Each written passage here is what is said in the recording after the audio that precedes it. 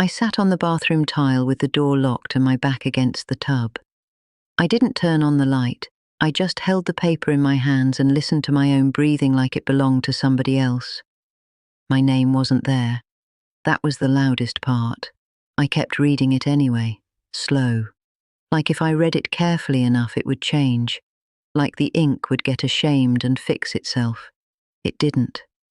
Someone I loved did this. Someone close enough to reach for me in the dark. Close enough to know exactly what I would never think to check. And with a few neat lines of legal language, I lost everything I thought we built together. My safety, my identity, my future. I wiped my face, folded the page, and made a different kind of list. The kind that ends with receipts. My name is Claire Whitmore. Before all of this, I was the kind of person who believed in boring things. Automatic transfers, shared calendars, keeping the warranty folder, sending the thank you card the same week the gift arrived. I liked proof that life was steady. I liked routines that didn't ask questions. I worked hard, but I didn't make a big story out of it. I managed budgets for a living. Numbers that had to balance. People who wanted exceptions. Deadlines that didn't care if you were tired. It made me calm in a way other people mistook for confidence. The truth was simpler. I just didn't like chaos. At home, I kept that same energy. I didn't need grand gestures. I needed to feel like I wasn't alone in the work of living. I thought I had that. We weren't dramatic. We were the couple other people used as an example, the ones who made it look easy. We hosted holidays without fighting. We split tasks without keeping score. We took turns being the calm one when something broke. When money was tight in the earlier years, we acted like a team. When it wasn't as tight, we acted grateful and careful. I trusted him the way you trust someone who has seen you sick and still stayed. The way you trust someone who has held your hand in the waiting room and not checked their phone. The way you trust someone whose voice is familiar enough to soothe you even when they're saying nothing. I also trusted him because I trusted myself. That's the part I don't say out loud much. I believed I was smart, not untouchable, not perfect. Just not easy to fool. I read contracts, I asked questions, I kept copies. I knew how quickly simple paperwork could become expensive. So when I handed things over sometimes, when I let him handle a call, sign for a delivery, meet with someone, I told myself it was partnership, balance, not laziness, not avoidance. There were people in our life who assumed I was the cautious one and he was the charming one. That was true. He could talk to anyone. He could walk into a room and act like he belonged there. He didn't love details. He loved outcomes. He loved the feeling of being admired for taking care of it. And I loved that I didn't have to carry everything. If I look back now, the warning signs aren't cinematic. They're small, ordinary, the kind you brush past because you don't want to be the kind of person who searches for danger in a safe place. It started with his phone. Not the usual cliché. He didn't suddenly become secretive in a sloppy way. He didn't hide in the bathroom texting. He didn't change his passcode like he had something to protect. It was subtler. He started holding it slightly angled away. He started stepping into the hallway to take calls that used to happen right on the couch. He started using words like admin stuff and just work, with a tone that made it sound childish to ask anything else. There was a new patience in his voice when I asked questions, not warmth. Patience. The kind that says, I'll indulge you because you're being irrational. He also started complimenting me differently. He used to say things like, you're so good at handling the boring stuff. It made me feel seen. Then it became, I'm glad you don't worry about money like other people, or you're so low maintenance. At the time, I heard it as praise. Now I hear it as a test, a way to see what I'd accept as my identity. The next sign was paperwork that appeared and disappeared, an envelope on the counter when I came home. Then gone when I circled back after changing clothes, a folder on his side of the desk that wasn't there the day before. Then the desk cleared like nobody had ever used it. Once I picked up a stack of mail and noticed a return address from a financial office. I didn't open it. It wasn't addressed to me. I set it down with the rest. Later, when I asked if anything important came in, he said no. He said it with his eyes on the TV, like he was annoyed I'd interrupted. I didn't push. That's the part I still hate admitting. I didn't push. Not because I didn't care, because I didn't want to become suspicious. I didn't want to be the kind of wife who looked for evidence. I'd watched women do that, live like private investigators in their own homes. I thought it was a form of self-harm, so I chose trust. And there were other things, little financial shifts that felt like stress, not betrayal. He started insisting on simplifying his word. He suggested combining accounts for easier planning, then later suggested splitting them again for easier tracking. He suggested moving things around for better rates, for tax reasons, for protection. Protection was the word that made me relax. Protection sounded like love. Then there was the way he spoke about what was ours. He didn't say it often, he didn't have to. It showed up in the smallest sentences. My house instead of our house. My plan instead of our plan. When he said it, he smiled, like it was a joke. Like if I corrected him, I'd be the one who couldn't take a joke. I started feeling this thin, constant pressure in my chest, like I was bracing all the time without knowing why. I told myself it was work, the economy, aging, the noise of life. There was also this new confidence he had around other people. He started telling stories about our finances like they were his personal wins. He'd say things like, "I finally got everything structured," and people would nod at him like he was responsible, like he was protecting me from something. I would stand there smiling, feeling slightly erased, and then tell myself I was being oversensitive. Because at home, he could still be kind. He still remembered what coffee I liked. He still asked about my day. He still touched my shoulder when he walked past. It was enough to keep the questions quiet, until the first time I felt the floor move. It happened on a normal day, the kind that doesn't deserve to be remembered, which is why it is. I was clearing old emails at work, trying to reduce the mess. A message popped up that wasn't supposed to be there, not addressed to me exactly, just something my account had been copied on at some point, then buried. A notice. Formal language. A subject line that sounded like routine, confirmation, update, record. I stared at it longer than I should have. Something in me recognized the style, the tone, like hearing a familiar voice from another room. I opened it. I read it once without understanding. Then again with my heart going faster. Then again slower, like my brain was trying to protect me by making it complicated. It referenced an account I didn't recognize. It referenced a transfer. It referenced a change in ownership language I'd seen 1,000 times in my own work. And it referenced our home in a way that felt wrong. Not wrong like a typo, wrong like a decision. I remember the exact sensation. My mouth went dry. My ears felt hot. My fingers went numb on the mouse. I looked around my office like someone might be watching my reaction. I didn't forward it. I didn't reply. I didn't do anything dramatic. I printed it. The printer whirred like it always did, cheerful and indifferent. The paper slid out warm. I held it like it was fragile.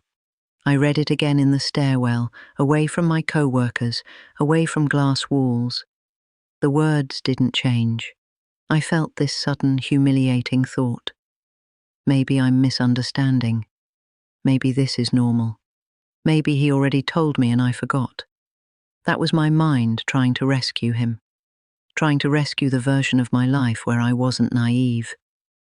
I went home that evening and watched him move around our kitchen like nothing existed outside the ordinary. He spoke about dinner. He spoke about errands. He spoke about the weekend. I kept looking at his hands, his face, waiting for something to crack. It didn't. He kissed my cheek like always. It landed warm and casual on my skin. I remember thinking how easily a person could touch you and lie at the same time. When he went upstairs to shower, I took the printed page out of my bag and laid it flat on the counter. I smoothed it with my palm, like smoothing could make it less real. My name wasn't on it, not as an owner, not as a party, not as someone notified, not even as someone copied. There was only his name, and another name I didn't recognize, attached to language that shouldn't have existed in my marriage. My throat tightened so fast I had to grip the edge of the counter. I told myself not to jump, not to assume, not to catastrophize. I needed something official, something undeniable. So I did what I've always done when something feels off. I looked for the record. Later, after he fell asleep, I sat in the dark with my laptop and the glow of the screen on my hands. I searched slowly, carefully, using the kind of patience that feels like self-control but is really fear. I found it. A public record, a filed document, a clean entry with clean formatting, the kind of thing that sits in a system and waits, quietly, for the day you go looking. It showed the transfer, it showed the date of filing, it showed the language, and it showed the absence of me like a missing tooth. I stared at my own reflection in the black parts of the screen, my face pale and unfamiliar, and I felt my body begin to shake. Small at first, then harder, like something inside me had finally accepted what my mind still couldn't say. Upstairs, he turned in his sleep, comfortable, secure. And I sat there, watching the proof load line by line, realizing the life I thought I was living had been edited without my consent. I didn't sleep. I just lay there listening to him breathe, each exhale steady, like he'd earned peace. By morning, my eyes felt full of sand. I went to work and stared through meetings like they were happening underwater. I smiled at the right moments. I answered questions. I moved my hands when people expected movement. But inside, I kept replaying the same line over and over. My name wasn't there. The first thing that hit wasn't anger. It was embarrassment, the private kind, the kind that makes you feel exposed even when no one knows. I kept thinking about every time I'd said we, every time I'd defended him, every time I'd acted like my life was safe because I'd chosen carefully. At lunch, I pulled my credit report, telling myself I was being responsible, not paranoid. That was the first twist. There was a loan I didn't recognize sitting there like it had always belonged to me. A balance big enough to change what I could do with the next decade of my life. My name attached. My responsibility. A payment history that looked clean, too clean, because it had been handled quietly, on time, without my knowledge. I scrolled down and saw the address associated with it. Our address. I had to close my office door because my face did something I couldn't control. It wasn't crying yet. It was worse. It was that blank feeling right before crying when your body is trying to decide if it's safe to fall apart. I told myself maybe it was identity theft, a mistake, a duplicate file, anything that didn't mean him. But when I called the number listed, the person on the other end didn't sound confused. They sounded practiced. They confirmed details. They asked verification questions I could answer because it was my life. And then they said something that made my stomach drop harder than the paperwork ever could. They said there was a spousal consent waiver on file, with my signature. That was the second twist, my signature. I hung up and sat still for a long time, trying to picture myself signing it. I couldn't. I could picture signing other things, the routine stuff, the things you sign while dinner cooks and the TV is on and someone you love says, "It's just for the bank." I went home and opened the drawer where we kept old documents. I didn't rummage. I didn't tear through it like a movie. I moved carefully because some part of me still hoped I'd prove myself wrong.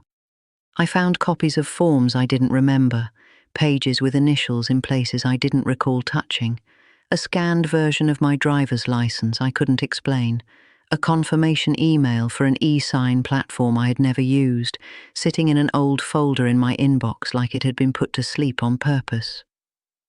The third twist came quietly, and it was the one that made me feel small.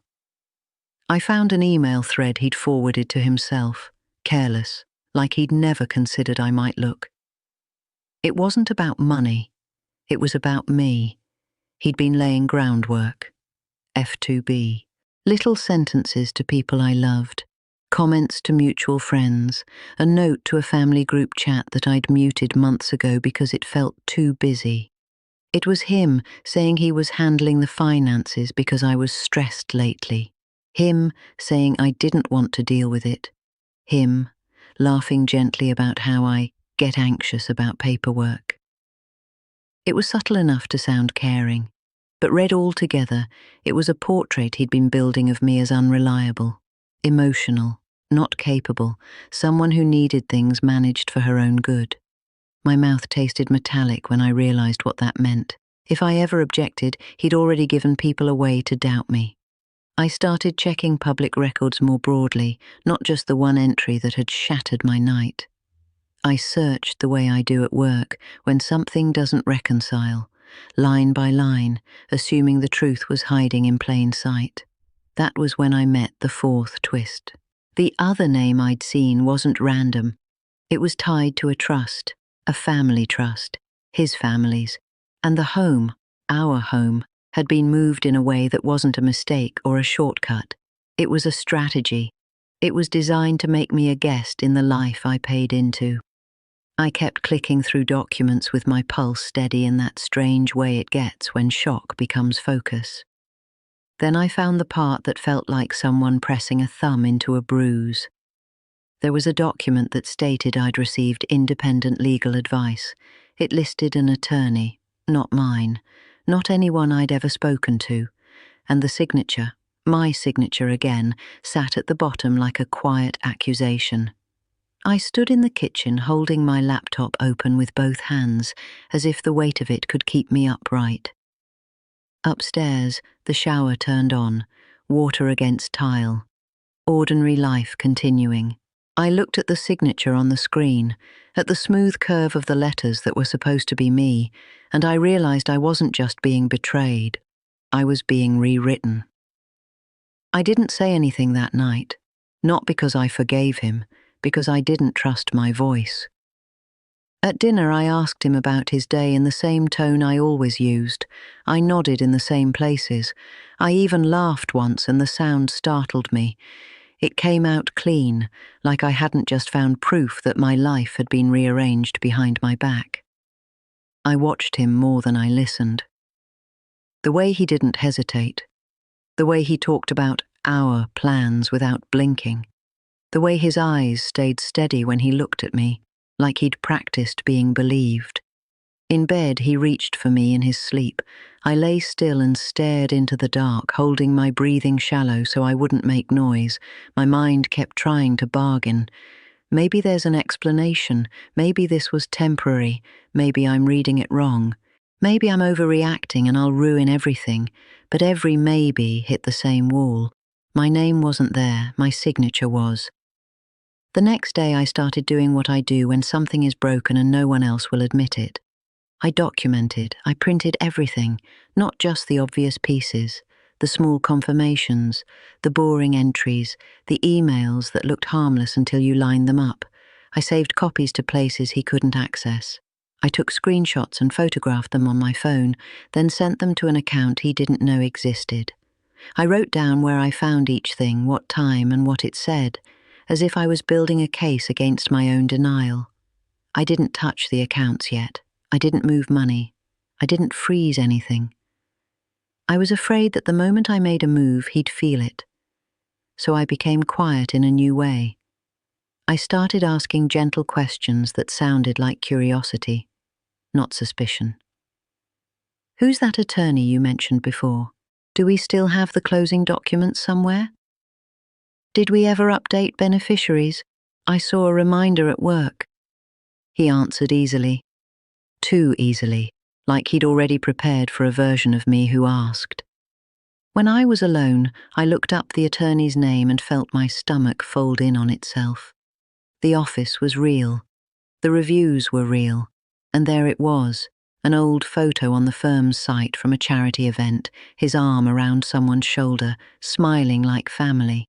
Not my family, his. I sat at my desk at home and stared at that photo for a long time, feeling something in me cool down. It wasn't hatred, it was clarity.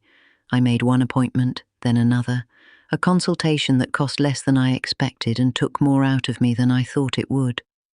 I didn't cry in the office. I cried in my car afterward with my hands on the steering wheel because hearing a professional voice say calmly, "This is serious," made it real in a way my own thoughts hadn't. The moral part of me kept standing up in the middle of it, like an annoying witness. He's still your husband. People will judge you. What if you're wrong? What if you destroy him? And then the quieter truth would answer back. What if he already decided to destroy you politely on paper?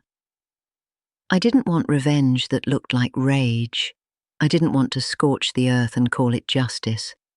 I wanted the truth to stand up on its own, under bright lights, where nobody could pretend it was a misunderstanding.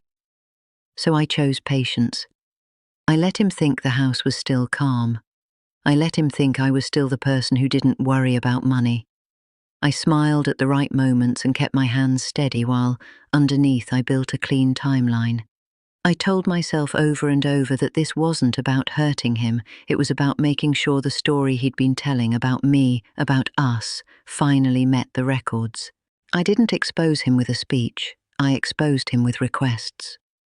The first letter went out certified, not to him, to the lender connected to the loan on my credit report. My attorney helped me word it so it read like what it was: a dispute, a formal notice, a demand for the full file.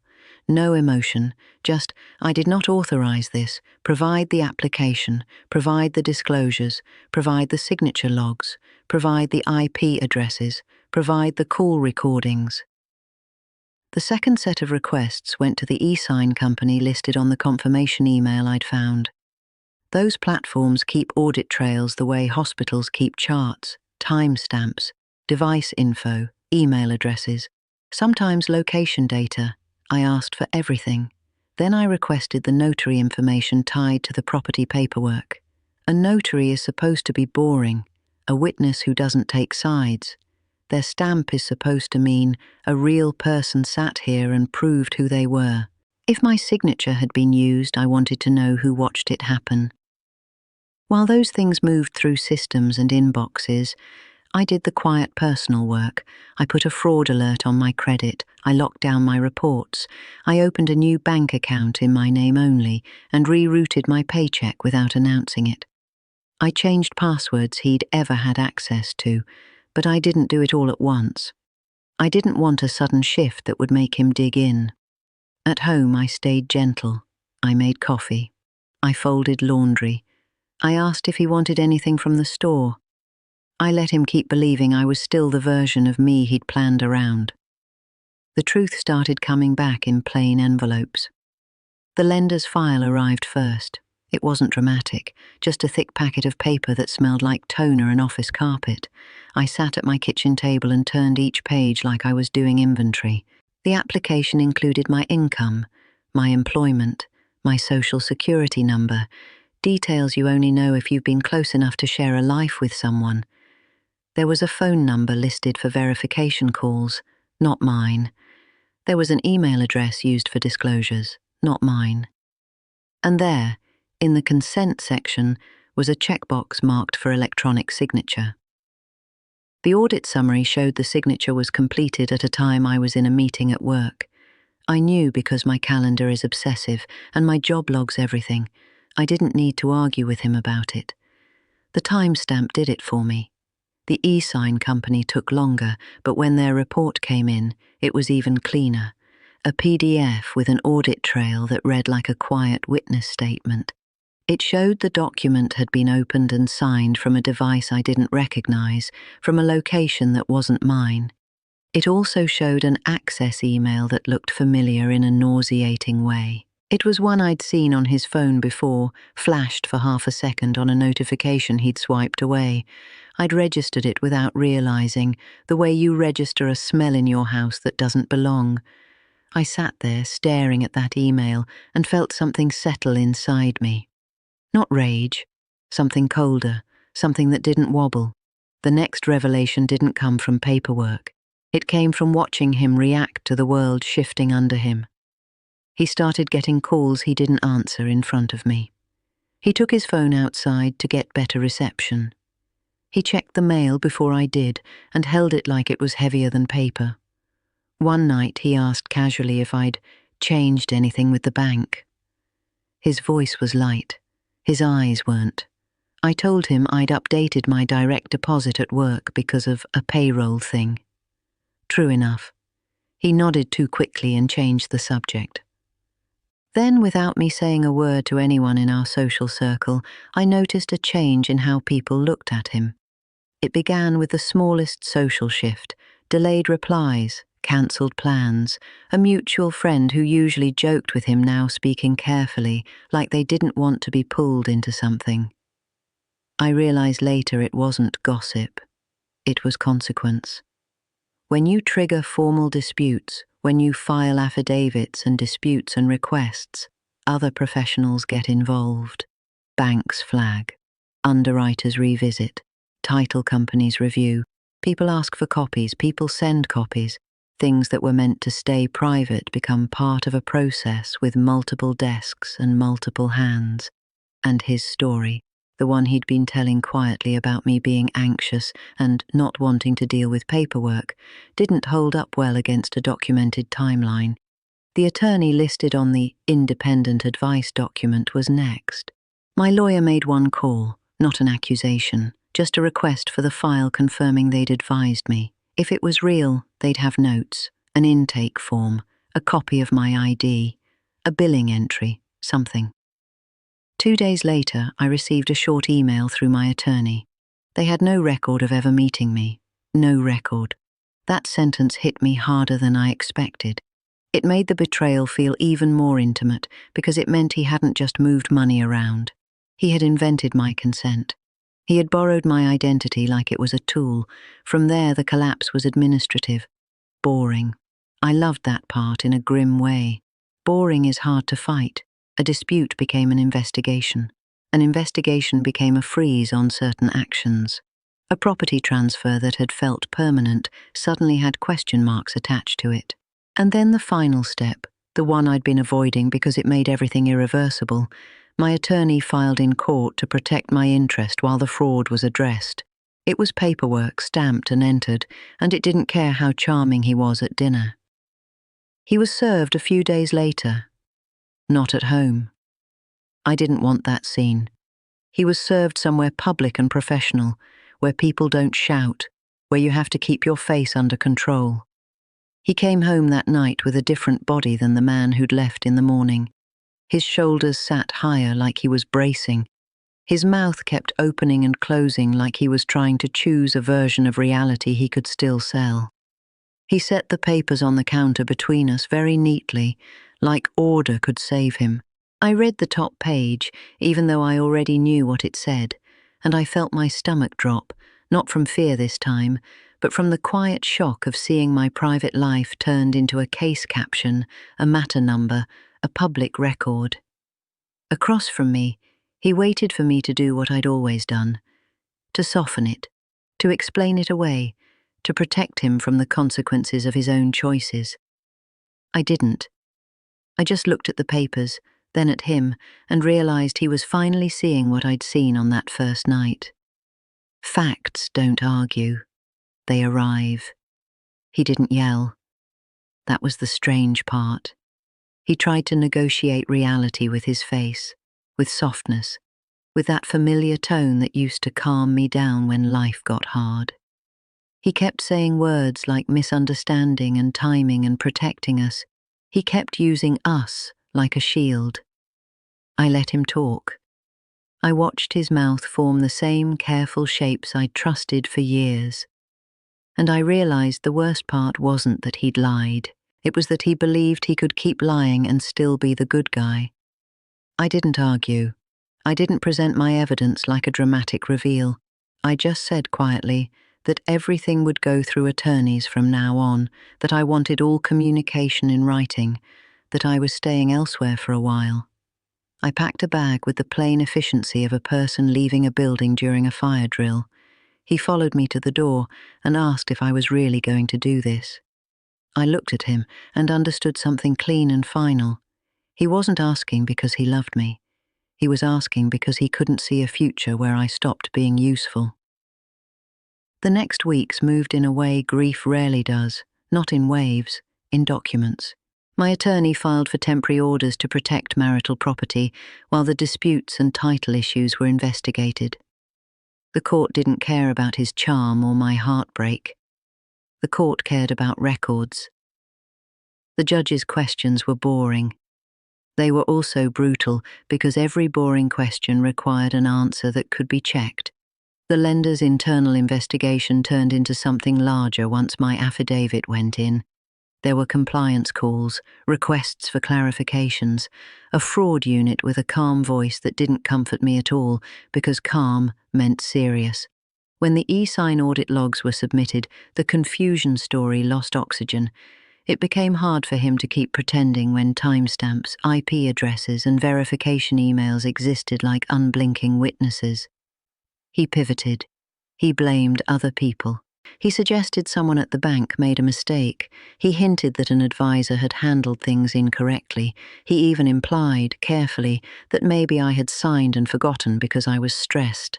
That line didn't land the way he hoped, because the deeper truth had started surfacing, and it didn't make me look forgetful. It made him look calculated. The title company opened its own review after the court filing. They pulled the closing file and the notary log. The notary's record didn't match the story on the page. My identification details were wrong in a way that would never happen if I'd been in the room. It took one quiet meeting with an investigator for me to understand how many steps he'd taken, how many small choices he'd made, each one requiring a new lie. He didn't make a mistake. He built a system, and because he'd built it out of paperwork, the same paperwork became the knife that cut it apart. The property transfer that had removed me was challenged. The trust document that held the house like a locked fist suddenly looked less like planning and more like concealment. Title insurers don't like concealment. Banks don't like concealment. Courts don't like concealment. Once the house was back under scrutiny, other things fell out. A second account he'd never mentioned, funded in steady chunks that lined up too neatly with paydays. A credit card I'd never seen, opened using my information, used for hotels and flights and furniture that never entered our home. Messages tied to that spending that made my throat close when I read them, not because of romance, but because of casualness, like I was an obstacle he'd already solved. The most personal twist wasn't another woman, it was the way he talked about me while he was doing it. In one thread, he described me as risk-averse, easy, not the type to make a scene. In another, he said he was setting himself up so he wouldn't get cleaned out. It wasn't love that made him do it. It was entitlement. And once I saw that, the last of my self-doubt started to die. The consequences unfolded the way consequences are supposed to, slow, grinding, impersonal. The lender froze the account. Then they demanded explanations. Then they referred it out. His access to credit tightened. His just handle it confidence thinned. People who used to nod along with his stories began asking him questions he couldn't charm his way through. His family went quiet around me at first, then careful. A few of them tried to reach out with vague concern and vague suggestions to keep it private. I understood what that meant. Protect the family name, protect the structure. I didn't argue with them either. I told them I wasn't interested in private solutions anymore, because private is where he'd done his best work. The divorce wasn't a single moment. It was a series of hearings and exchanges and financial disclosures that forced daylight into corners he'd counted on staying dark. Every time a new document surfaced, I felt a dull kind of nausea followed by a calmer truth. This was always who he was. I just wasn't supposed to find out. When the final orders came down, they didn't feel triumphant. They felt heavy. The judge's language was measured. The conclusions were clear. The court recognized my interest. The transfers were addressed. The debts tied to my name were separated and investigated. There were referrals that went beyond family court. He didn't walk away clean, and neither did I, not in the way people mean when they say that. I walked away changed. I walked away with a new instinct I didn't ask for, a new understanding of what a person can do while still kissing your cheek in the kitchen. But I also walked away with something he couldn't counterfeit. My name put back where it belonged, on my accounts, on my home, on my future, in my own handwriting, in my own life. I didn't ruin him with anger. I let the truth do what it always does when you stop shielding someone from it. In the end, the only thing he couldn't move without my name was the truth.